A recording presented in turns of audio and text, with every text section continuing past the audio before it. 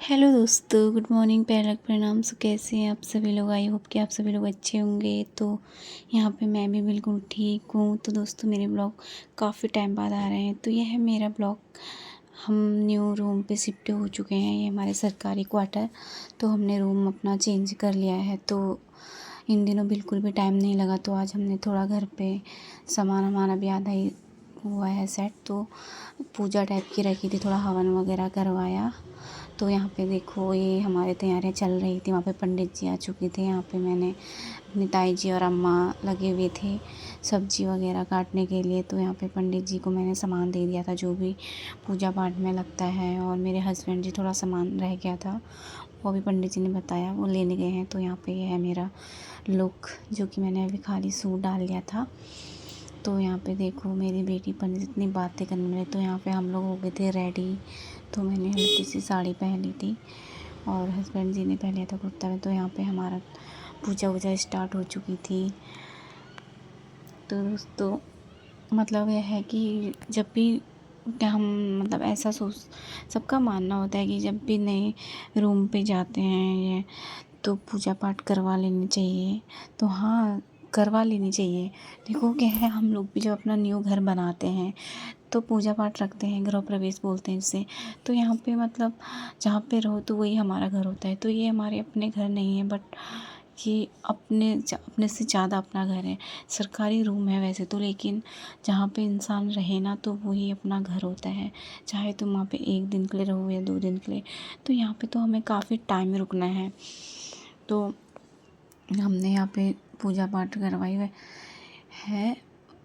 तो पंडित जी लगे हुए हैं अपने पूजा पाठ में। हम लोग अपने हाथ वाथ जोड़ के लगे हुए हैं पूजा पाठ में। तो कई लोग ये भी बोलेंगे कि नहीं, सरकारी रूम है, इसमें क्यों पूजा करवानी है, कौन सा अपना घर है। बट ऐसा नहीं होता है। मेरा मानना तो यही है कि मतलब कहीं पे भी हम नई जगह जाते हैं, रूम में या क्वार्टरों में, सरकारी क्वार्टरों में, तो हमें मतलब पूजा पाठ करवा ही लेनी चाहिए, तब जाके जाना चाहिए। मतलब अच्छा लगता है, इससे मन को शांति मिलती है और घर में मतलब अच्छा वातावरण रहता है। मतलब अच्छा लगता है कुल मिला के। तो मेरा मानना तो यही है कि भैया करवा लेना चाहिए। देखो, घर मतलब ईंट पत्थर उससे तो नहीं बनता ना।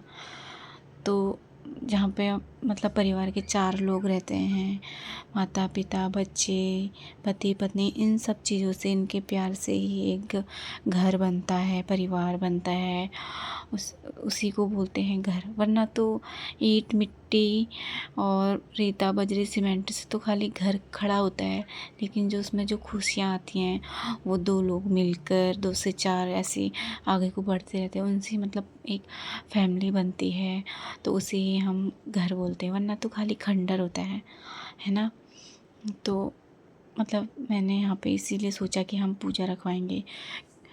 तो देखो, हमारे यहाँ पे पूजा वूजा सब ने एक एक करके आरती वगैरह करी है। यहाँ पे सब लोगों ने, ज़्यादा लोगों को हमने किसी को नहीं बुलाया था।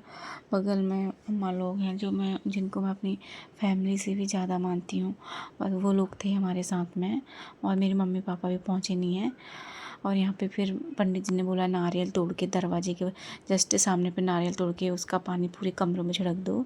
फिर वहाँ पे हमने लोटे पे पानी रखा हुआ था, तो इसको उन्होंने बोला कि दक्षिण पश्चिम, पता नहीं कौन सी दिशा में, भूल गई, वहाँ को चढ़ा देना छत में। यहाँ पे मेरी मम्मी लोग आ चुके थे, पूजा पाठ ख़त्म होके पंडित जी जा चुके थे।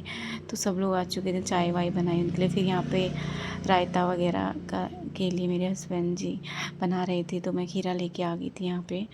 और देखो, यहाँ बच्चे बैठे हुए थे।